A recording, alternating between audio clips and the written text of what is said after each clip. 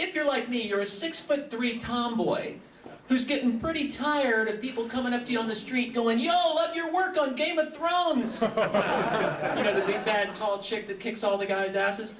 Bet you can't kick my ass. Bet you I can. Matter of fact, let's find out right now.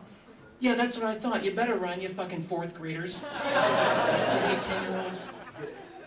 I like being tall. It gets annoying sometimes. I just paid a valet $10 to watch my car, and as I'm walking away, he's this Hispanic guy. As I'm walking away, he says to his buddy, if I remember correctly, he goes, ay, gringa esta, he goes, gringa esta muy alta para mí. Now, anybody speak Spanish? That's white girls too tall for me, right? And I got frustrated because I'm like, I wasn't looking at him thinking he's too short for me. He was kind of cute, kind of looked like Hispanic Joe Pesci. And I'm thinking, you know, as long as you come up to here, that's tall enough, right, ladies? I'm going to get me a t-shirt that says, you must be this tall to ride this ride. I chew a lot of gum. Not so much for me. It's more for the guys, in case they try to climb up and kiss me, because it keeps their ears from popping. You know? This guy right here, I like the beard, okay? See me after the show, okay? But you know, I don't leave the girls out either. I tear off half a piece for the girls. Here you go, honey. All right. See, you only have to climb up half as far.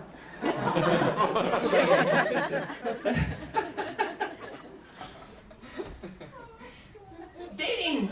Let's talk about dating. Dating's tough.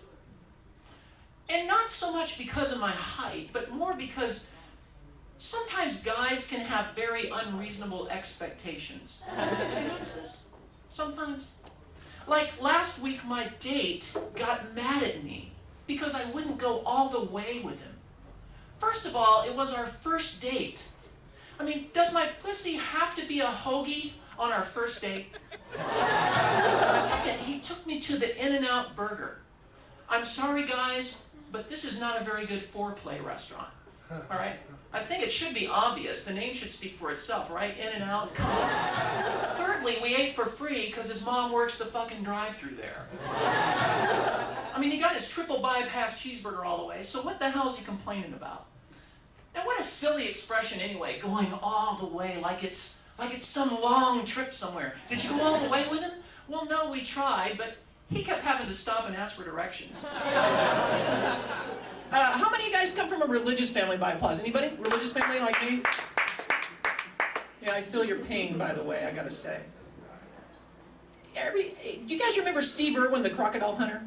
Yeah. Don't you miss him? Yeah. I really miss him.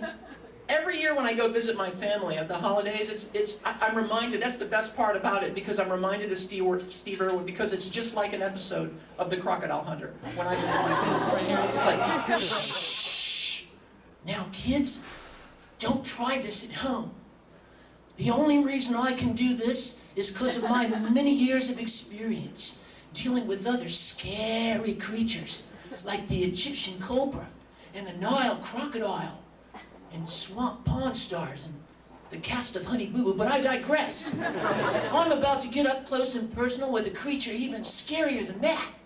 The Southern Baptist. Right now, kids, the only reason I can get this close is because they can't see me coming. You see, the Southern Baptist is a distant cousin of the ostrich. Now, as you know, the ostrich likes to bury his head in the ground, right, kids? Right, kids? Right. You know? Well, the Southern Baptist has a similar weird habit. They like to keep their heads buried way the fuck up their ass.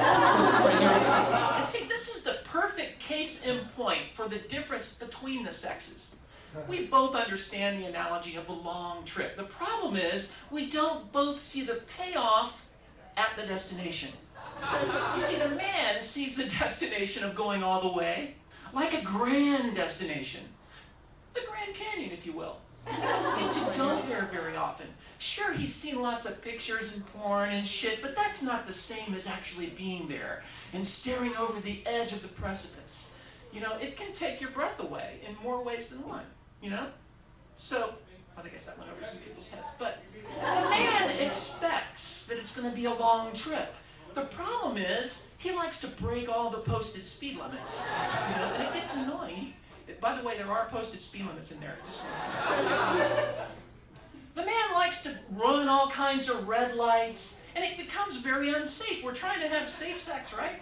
And much worse than stopping way too many times to ask directions is not being willing to at least stop once to ask.